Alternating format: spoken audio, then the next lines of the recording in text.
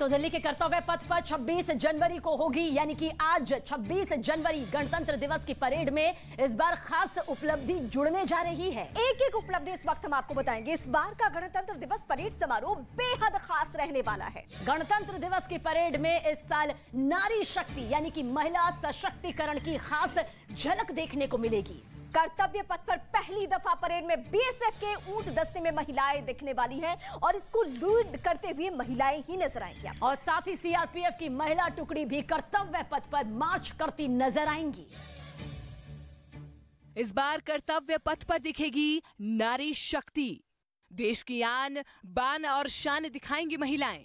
कर्तव्य पथ पर पहली बार दिखेगी बीएसएफ ऊंट दस्ते की महिला टुकड़ी। ये पहला ऐसा मौका होगा जब बीएसएफ की पहली महिला टुकड़ी कर्तव्य पथ पर ऊंट की सवारी करती हुई नजर आएंगी। बीएसएफ का ऊंट दस्ता 1976 से गणतंत्र दिवस के परेड समारोह में हिस्सा ले रहा है, लेकिन इस बार बीएसएफ की पहली महिला टुकड़ी ऊंट की सवारी करते हुए अपने पुरुष सुरक्षा बलों के साथ कदम ताल करेंगी। ऊंट की सवारी करने वाली इन महिलाओं की पोशाक भी काफी खास है, जिन्हें भारत की शिल्प कलाओं को उकेरा गया है। बीएसएफ की ये महिला टुकड़ी कर्तव्य पथ से लाल किले तक मार्च करेंगी। इसके अलावा सीआरपीएफ की महिला टुकड़ी भी गणतंत्र दिवस की परेड का हिस्सा बनेगी, जिनकी कमान असिस्टेंट कमांडेंट पूनम गुप्ता संभालेंगी।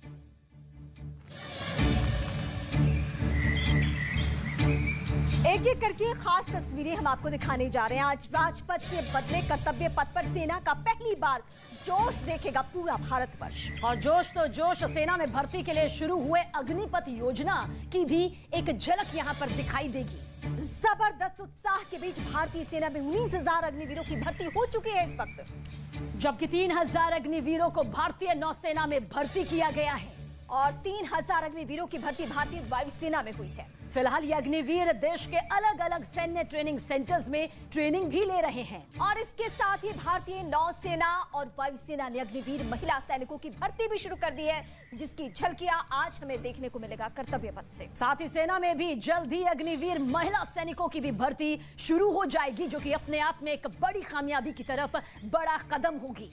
सेना की महिला सैनिक मित्र देश के अलावा संयुक्त अभ्यास और संयुक्त राष्ट्र शांति मिशनों में पहले से ही अपना अहम योगदान दे रही है। और आज देश के कर्तव्य पथ पर सेना की महिला जवानों का दमखम भी पूरे आन बान और शान के साथ नजर आएगा। और इस वक्त जो हम तस्वीरें एक एक करके आपको दिखा रहे हैं, कर्तव्य पथ से आज ऐतिहासिक स्वर्णिम तस्वीरें निकलकर सामने आने वाली है। 74 साल का जो गौरवमयी हमारे संविधान का ये जो सालगिरह है, उसको आज हम एक बार फिर से सेलिब्रेट कर रहे हैं। तो 26 जनवरी 1950 सुबह 10:18 ये वो तारीख, वो साल, वो वक्त रहा जब देश का संविधान वजूद में आया। कर्तव्य पथ पर उतरेगा दुश्मनों का काल। परेड में दिखाई देगा anti tank guided missile system. जमीन पर आमने सामने की जंग में टैंक सबसे घातक हथियार साबित होते हैं। दुश्मनों के टैंकों को निशाना बनाने के लिए भारतीय नाग मिसाइल भी अब पूरी तरह से तैयार है। नाग मिसाइल सिस्टम पूरी तरह से स्वदेशी है और पहली बार कर्तव्य पथ पर सुप्रीम कमांडर को सैल्यूट करेगा। इसे दागों और भूल जाओ की तकनीक से लैस किया गया है, यानी अगर इसके जरिए एक बार दुश्मन पर निशाना साधा गया तो फिर उसका बचना नामुमकिन होगा।